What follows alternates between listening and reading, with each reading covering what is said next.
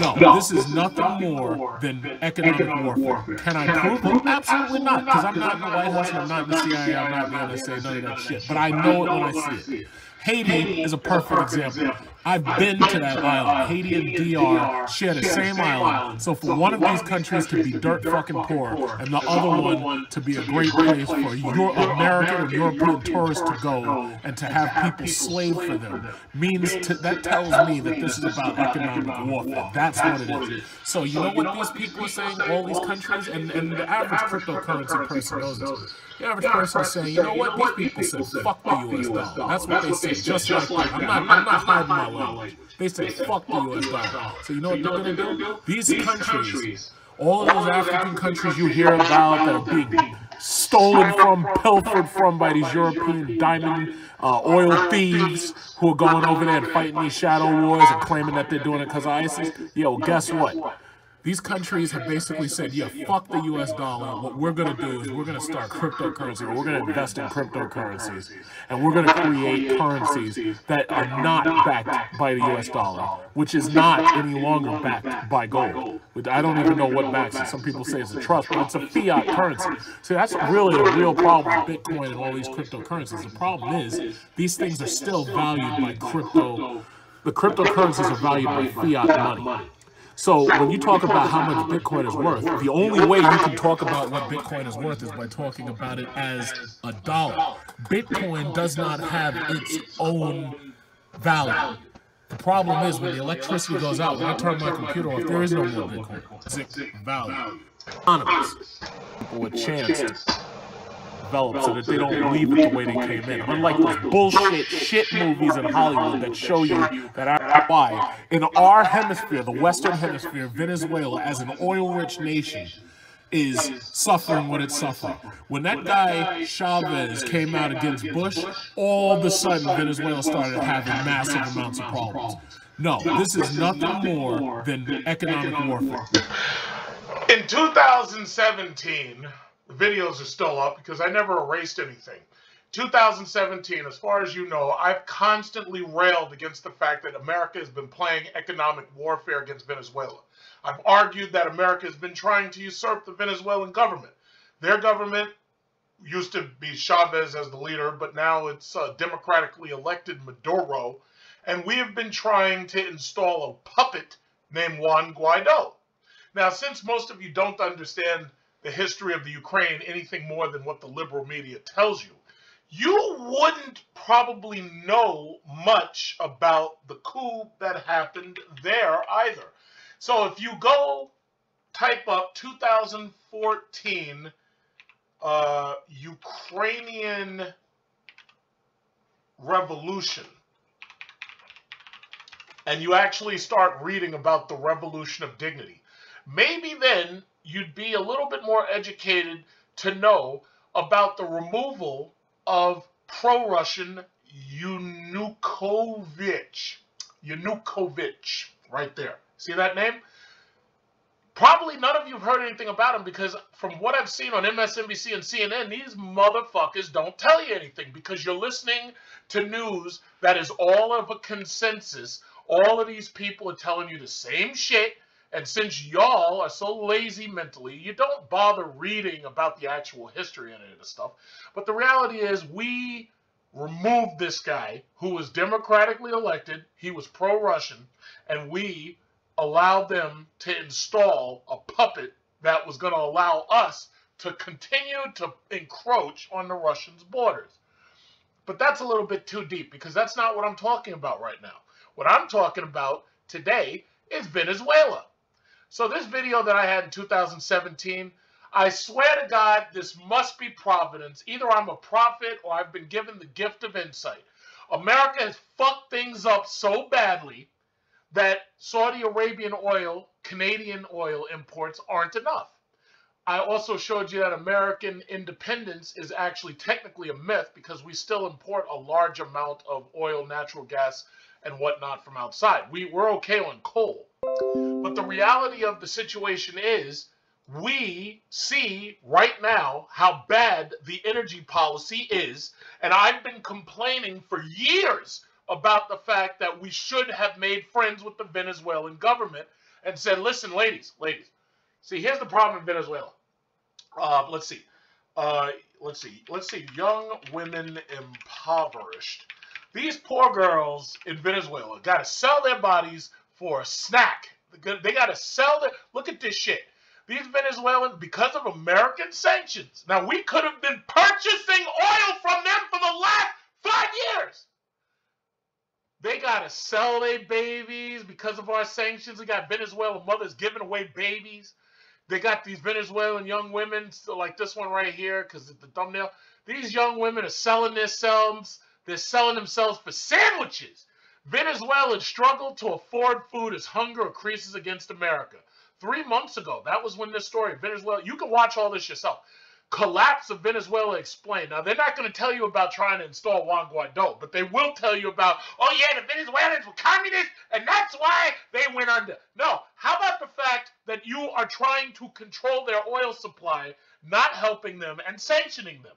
They have more oil than anybody else. They're right next door. Yet you'd rather ship it from Saudi Arabia. You'd rather ship it from Russia. But guess what? Putin said, fuck that. I'm invading Ukraine. So you know what America did? America put sanctions on Russia. What these stupid liberals on the internet that I've been arguing with, a couple of them have straight up blocked me. I don't give a fuck. They blocked me because they hate arguing. They don't have facts. They listen to MSNBC, CNN. They listen to that stupid shit on The View. They think they know every fucking thing. Meanwhile, what I'm saying is coming true.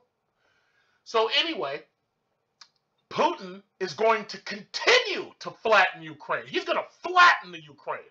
Understand that, all you liberals out there. He's going to flatten the Ukraine. Why? The sanctions, he doesn't give a fuck about Facebook and Instagram and McDonald's and Coca-Cola. First of all, Facebook and Instagram have done nothing but turn American kids stupid. McDonald's and Coca-Cola have done nothing but give us diabetes. Putin doesn't give a fuck about your sanctions. He is going to flatten that place. And guess what? All your sanctions ain't going to mean shit when he's finished flattening the place, because at that point he can de-escalate and he can say, you know what? Well, we have to build Ukraine back. But guess what? You're never going to enter NATO. We're going to use Ukraine as a buffer zone, just like China uses North Korea as a buffer zone. And we're going to keep these NATO states off our borders. You don't know anything about the Cuban Missile Crisis because y'all didn't pay attention in history class. But the only reason why Khrushchev allowed us to get him to remove those missiles from Cuba is because John F. Kennedy promised to remove the missiles from Turkey. We had Jupiter missiles in Turkey aimed at the Soviet Union. So what did Khrushchev do? He put missiles in Cuba aimed at America. This is how it's always worked, but most of y'all don't know your fucking history. You watch The View, you watch these stupid motherfuckers on MSNBC, CNN, Fox, and y'all think you know every goddamn thing. Fine, go ahead. But that's why I'm one step ahead of you. So anyway, back to Venezuela. Well, guess what? Now that Putin is right now busy erasing the Ukraine, we've put lots and lots of sanctions on him. And it's caused gas prices to go up so much until now it appears that everybody must be in some kind of race to see who can have the highest gas prices. $6.95, $7.25, $7.55. How's it going, guys? How's your gas prices doing? How are you guys making it back and forth to work? Huh? How's that going? I hope it's going great. So anyway, everybody, these stupid fucks cheering Russian oil ban. But guess what? America was importing around 600,000 barrels of oil from Russia every day. 600,000 a day. In fact, let's see what that turns out to. What is that? 600,000 times like 365. 21,900,000 barrels a day. So we're banning that, but guess what? Oil prices going through the roof. So where is the Biden administration, who's about to have his ass removed from office simply because the Democrats have nothing to show except failure for the last couple of years? Where's the Biden administration How's he going to make these gas prices lower? How's he going to stop the average American from starting to claim that they're so poor they can't even afford to go back and forth to work because their car uses too much fuel to go back and forth to work? It's easy for Pete Buttigieg. It's easy for him to try to tell you, oh yeah, well all you got to do is get an electric car. Here's the problem: where are you going to get that $56,000 or that $55,000 to buy an electric car? So what did they do? I swear this must be Providence. I must be a seer. I must be a fucking alien from the future, a Terminator sent from the future. But where's America going to turn to now to get themselves oil prices under control? Where are we turning to, guys? Hey, have you guessed? Have you guessed where we're going to turn? Venezuela. So U.S. and U.K. ban Russian oil. Yes, we know about that. I talked about that yesterday. And now U.S. reaches out to Maduro in energy talks with Venezuela. Is lifting U.S. sanctions on Iran and Venezuela worth it to replace Russian oil? Maduro signals interest in better Venezuela-U.S. relations. Russian oil cutoff boosts outlook for Venezuelan output revival. CNN report about Russian warplanes in Venezuela is from 2000. I don't know what that's got to do with this. Venezuela's Maduro says work agenda agreed with U.S. Bottom line, everybody, America has had shitty energy policy. If I was president, this shit would not have stood, because I've said it 100,000 times. I would have made friends with the Venezuelan government so that these young, poor, beautiful, delicious women would not have to sell their bodies. Look at this. Latin's deadliest place to be a woman. That's how bad it is down there. Look at this. Sick and starving Venezuelan children stroke fear.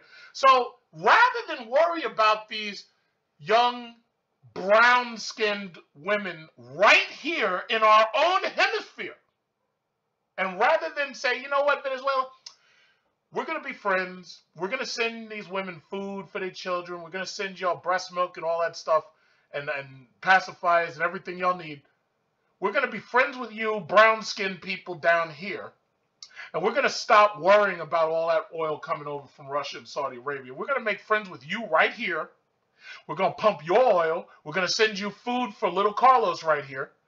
And you and little Carlos you'll no longer have to sell your babies. Giving away, selling, it's basically the same thing. You'll no longer have to worry about selling your body, selling your babies to get some food thanks to U.S. sanctions. We're going to make friends with these brown-skinned people right beneath our feet, right below us in South America, instead of having to get it from across the fucking planet.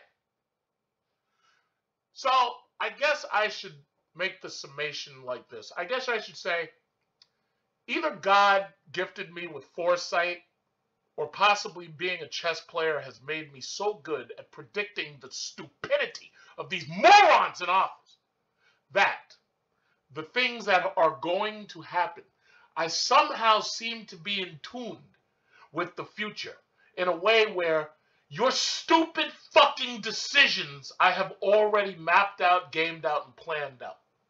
Maybe that's what it is. I don't know. But the reality is, guys, America is about to start doing business with Venezuela simply because the Biden administration knows that they're about to get wiped out, and so do the Democrats in the House and the Senate, simply because gas prices affect everything we do.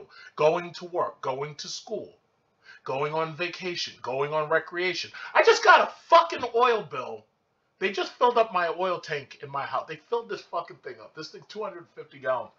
The fucking oil bill says $830, which is higher than it was last time. And I think last time was only like a month or something ago. $800 fucking dollars, really? And the shit last time was $700, but before that, it was like $600. So because of this shit right here, this is worse than inflation. This right here is a tax on your energy usage to the point where you damn near can't even afford it. Everybody's gas prices are going up. The natural gas costs are going up. The home heating oil is going up. All of this is going up. So, bottom line, these Democrats have fucked up so badly that now they can't simultaneously fuck with Russia and fuck with Venezuela. Or it looks like they may have to make friends with Iran too. That's how badly you run the country. I can't run for president. If I could, though, I'm pretty sure that simply by using common fucking sense, that I'd be doing a better job being your leader than these stupid motherfuckers that you've got right now as leaders. I don't know why I'm still on this Venezuela page. I guess I was staring at her a little bit too long. I think I got hypnotized. Look at this. Look at this. Extreme poverty in Moldova. Now, I don't know what Moldova sells except for themselves, but if they had something to sell, I don't know if they've got like oil or something. I'd have to look up their economy. There's no reason for this shit to exist. The only reason why stuff like this happens is because these fucking sanctions that you keep putting, and you're hurting regular people. You're not hurting these governments. First of all, these regular people are the ones who get hurt. But I don't know. In Russia's case, I mean, canceling Facebook and Instagram and turning off all these stupid social medias, that's probably the best thing you could do for the Russian people. I mean, after all, who wants your son in Russia to be a couch potato when he's supposed to be out fighting the Ukrainians? It seems to me that turning off all these games and stupid social media that are turning American kids into idiots, seems to me that that's actually a good thing for Russia. And don't start with me about them canceling McDonald's and Coca-Cola. Are you kidding me? You think that a bunch of people who got through the last 1,000 years drinking vodka, you think they give a fuck about Coca-Cola? Man, I tell you, you know, this is what what do they call it? Virtue signaling. This is what it looks like in 2020. And America has already proven we're no good at playing that game, because half of the shit that we keep sending to these other countries is no good for them anyway. Saudi Arabia has higher cases of diabetes now thanks to America moving in there with fucking McDonald's and Coca-Cola. Those people used to have diets that were halal. They used to have these diets where they just drink water and eat camels or whatever the fuck they eat over there, and falafel. Now they're drinking all this soda and shit. They're getting diabetes mellitus like your average American. And you think that taking that away is hurting them? Shit. You're dealing with a people who went up against Hitler's regime and burned their own cities to the ground, their own towns and villages, just to make sure the Nazis couldn't make any long-term headway into their country when the Nazis tried to invade. They had a scorched earth policy. They burned it down themselves. You think that taking away Sprite is going to make the Russian people bow to you? Incredible. So, how could you use this information to make yourself wealthier? Well, if we're going to start doing business with Venezuela and lifting sanctions on Venezuela, then I suppose maybe it's time that you start looking at possible oil stocks in Venezuela. Perhaps natural gas stocks or corn ethanol stocks in Venezuela. Venezuela is sitting on so much oil. What is this? Venezuela. Venezuela oil reserves. Venezuela is sitting on so much oil.